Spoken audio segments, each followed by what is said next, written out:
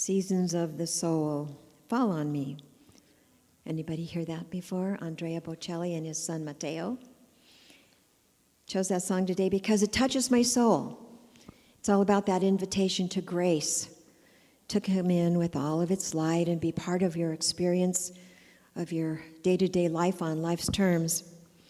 So I chose this song because I'm talking today about seasons of the soul, about grace, about beauty, about color, about change, about being open and receptive to life, no matter what. That's a hard part, the no matter what part, yeah? Like most of life, the seasons are going to come and go without permission.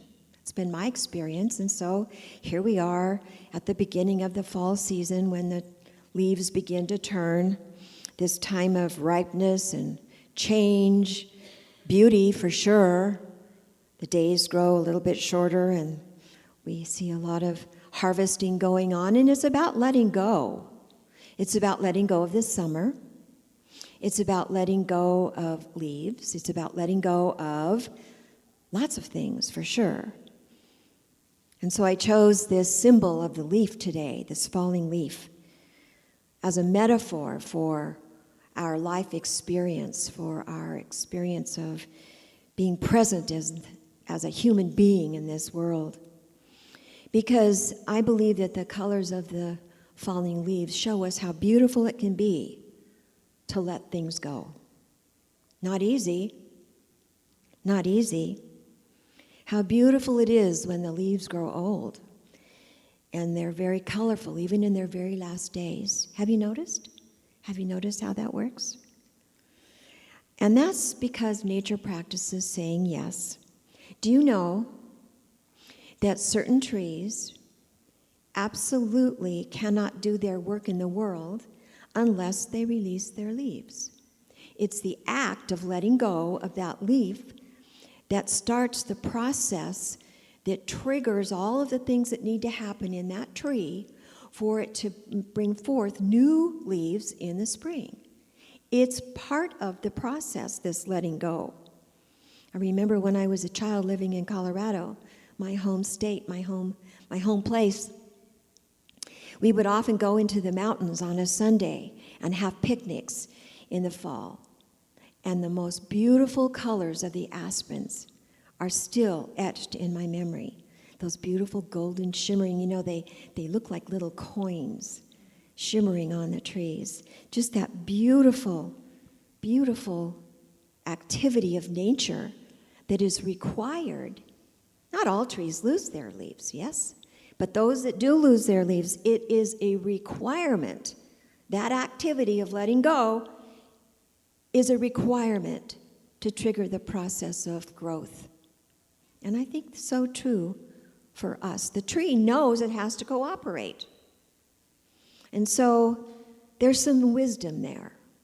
There's some wisdom there. Knowing that we have to trust the cycles of life, knowing when it's time to let go so that new things can grow, that new leaves can burst forth, and they're at the proper time. They don't come in the winter, right? They go through the season, and they come in the spring. So we have to practice this idea of letting go and knowing and trusting that it's going to be okay. Now, I'm going to be really honest and let you know that the truth is I don't like the fall season. The fall season has, for me, always been a season of melancholy, a season of sadness. I see heads acknowledging this. For me, it's a discomfort. There's this sort of deep awareness that comes with the autumn, this sort of endings. I feel sort of the same way about sunsets. I don't know what it is about my makeup, but the fall season really does touch me very deeply. It smells different. It feels different. The quality of the days are different. And for me, I'm a little bit restless and discontent during this time of the year. I don't know why, but it just doesn't feel good. So when I saw a quote by Nietzsche as I was preparing my talk, it felt right. Because that quote says, autumn is more the season of the soul than of nature. And that kind of resonated with me. I thought, oh, maybe that's what's going on. My soul is restless and discontent during this season of letting go. Anybody relate to that? Yeah. So I spent some time reflecting. That's what this autumn season's all about. The reading on the front of your handout today talks about the autumn season being the time of reflection. And I started thinking about, well, what is it about this time between summer and winter that makes me feel uneasy? What is it? What is it? What is that telling me? What is the metaphor for my life? And I really realize it's about letting go. Letting go of the fun and the long days and the sunshine and the playfulness of, that thing, whatever that thing is. And it doesn't just have to be summer. It can be that, whatever that previous life experience might have been. Letting go of, I often told Glenda she was playing with her grandchildren in the park and hugging trees and going to Disneyland and doing all these fun things. I said, don't get attached. Don't get attached. This is the season of toddlers, but it will change. See, and that's hard to let go of, isn't it? Has it changed? Big time. Big time. So there are these parts of our life that we want to hold on to because guess what? They feel so good. That honeymoon period of life? They feel so good. We just don't want them to go away. Youth. That's a big one. That's a big one. So letting go of what was and opening to something new, I realize is, not real comfortable sometimes because it's unknown, it's unpredictable, it's uncertain. And this is a fact, and I've been dealing with this for almost 2 years now. I don't like to face the fact that life is impermanent. Things have a lifespan. People, relationships, toddlers, jobs, our bodies, experiences. Everything has a lifespan. It changes. It gets different. I purposely chose Cordell's picture this morning because I knew I was going to be talking about big changes. Things don't remain the same, do they? They change.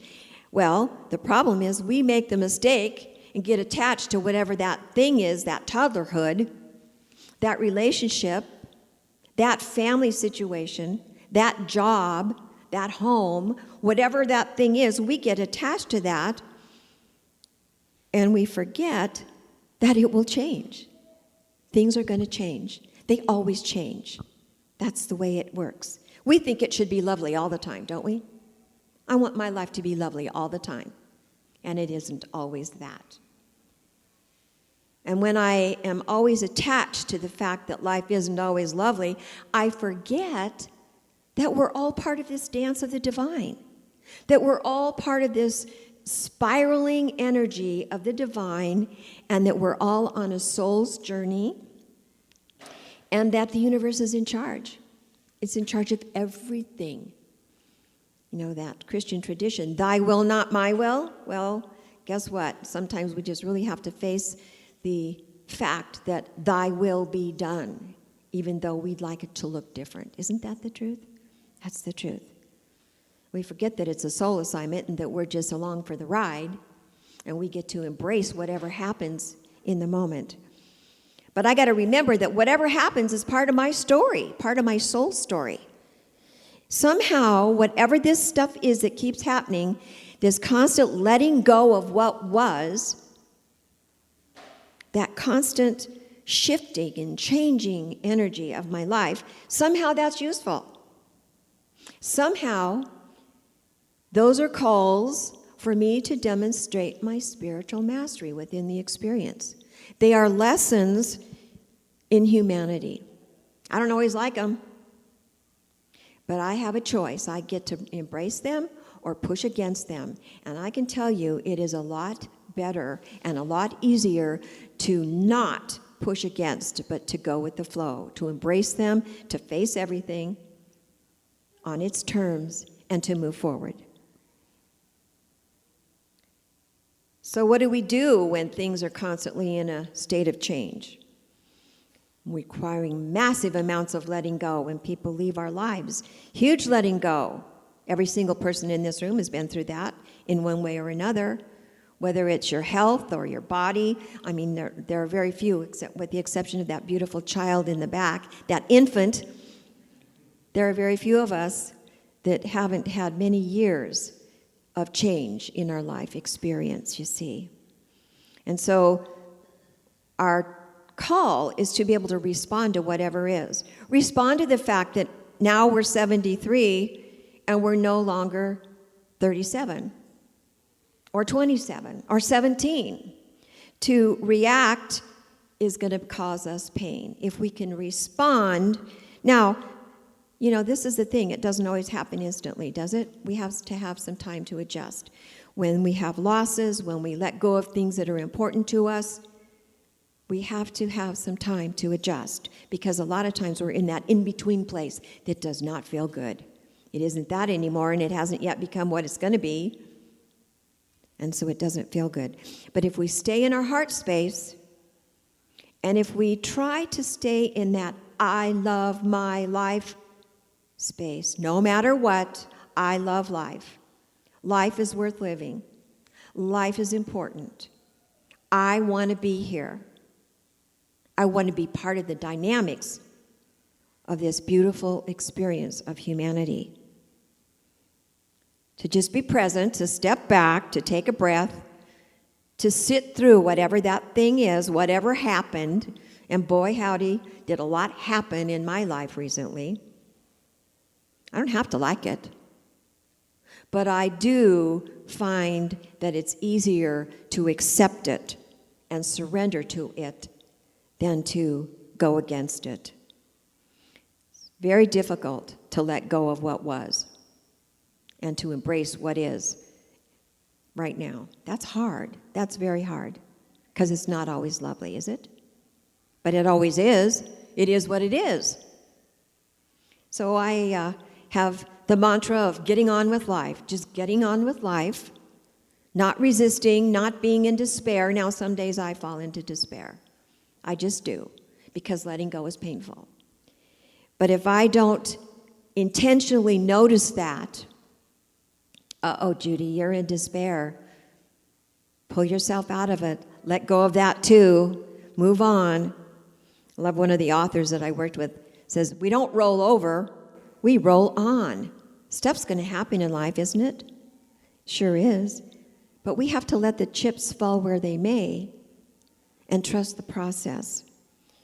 As a 30, how many years? Many years, over 30 years of sobriety, I carry in my wallet the Serenity Prayer in case I forget, so I can look at it, right? And I think it pertains to all of us, and it's about this letting go, moving forward, being present with what is. Goes like this: God, grant me the serenity to accept the things I cannot change, the courage to change the things I can, and the wisdom to know the difference. To be fully present with whatever that is. Some stuff is just going to be what it is, especially those losses. And when we can be present, something happens. We come to a turning point in our life from that despair, that deep, deep, deep sorrow. And the meaning of life actually changes. We get present with what is in the moment. And we can begin to sense the world in a radically new way. We can see new possibilities. We can open up to those road trips in life. I was talking to Diane and Glenda this morning, and I said, hey, let's go on a road trip to Sedona. Let's take a road trip. Let's do something new. Let's go see something special. We'll all go. We'll pack Chan and Mom, and we'll just get in the car, and we'll drive over to Sedona and have a good time.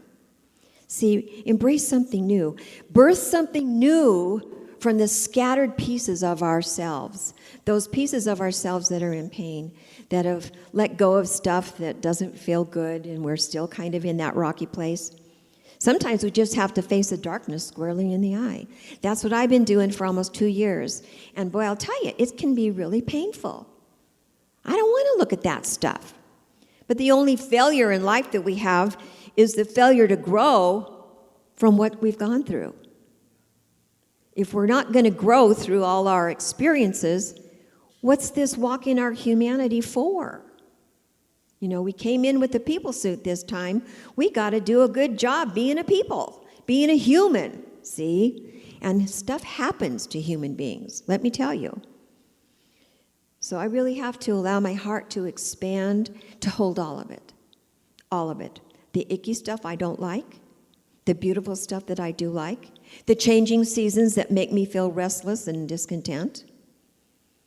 I got to go deep, and I have to have the courage to let go of what is not beneficial in my life. Eckhart Tolle says, sometimes letting go of whatever that thing is that's holding you back is an act of far greater power than holding on to it, whatever that is. To rise to the challenge to recreate our life, however that looks, however crazy and complex and weird it shows up. To rise to the challenge to recreate a life that we love to live. To let that go, whatever that thing is, and to become capable of being a whole new being. The new leaf in springtime once the golden leaves fall. So here's your invitation during this fall season. Take time for reflection. See where you are. See what's going on. Consider this the season of the soul for yourself. Consider this the season when you have an opportunity to live an examined life, to see what needs to be let go, what needs to fall off the tree so that you can trigger something new, some new growth in another season when it's the right time. Just have courage to let it go. You know, David Rico, one of the teachers that we've used for many, many years, says there are 5 things that are givens in our human life. And if we don't understand these 5 givens, we will be in pain. And so he says everything is going to change and end. Have you noticed? Things aren't always going to go according to my plans. Sometimes to any plans, they just are crazy. Life is not always going to be fair, and it's certainly not going to be pain-free. And this is the hardest one. People will not always be loving, honest, generous, or loyal. And the other caveat there, which is a biggie for me, they're not always going to be there. People leave our lives. People leave our lives. And so I come back to the lyrics of Andrea Bocelli's song. You know, have an open arm attitude to life. Fall on me. Allow the grace of the universe to bring its light into our lives so that we can embrace whatever's going on right now with a full-hearted expansion into rebirthing something new for ourselves. Thanks for listening.